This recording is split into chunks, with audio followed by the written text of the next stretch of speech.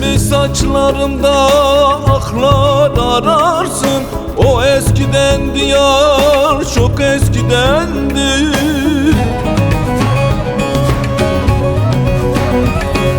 Sen sevdiğim o günleri unut.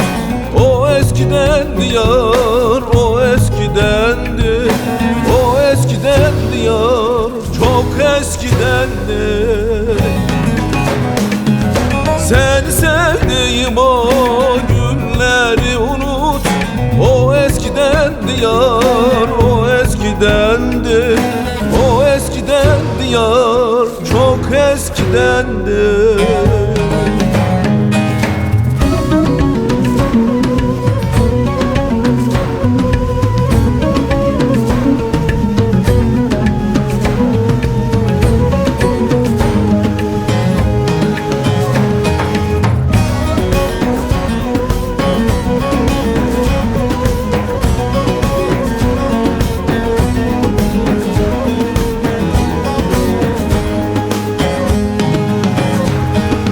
Evvel vurgun idim kalem kaşına.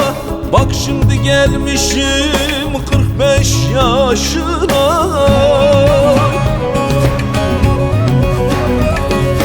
Hiç bekleme artık, düşmem peşine.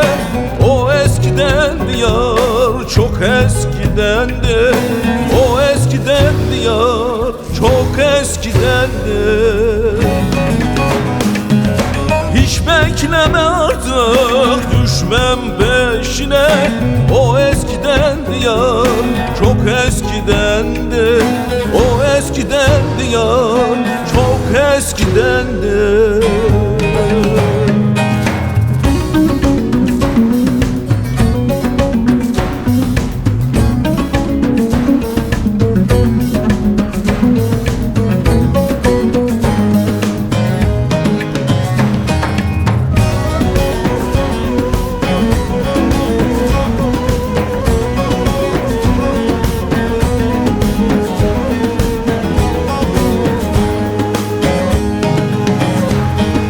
Gözümün yaşıyla derya taşar mı? Sevdası olmayan dağlar aşar mı?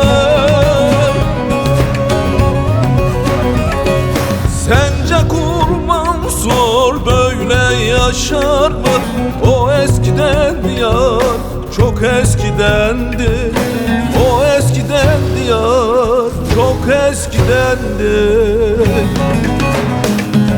Sence Kul Mansur böyle yaşar mı?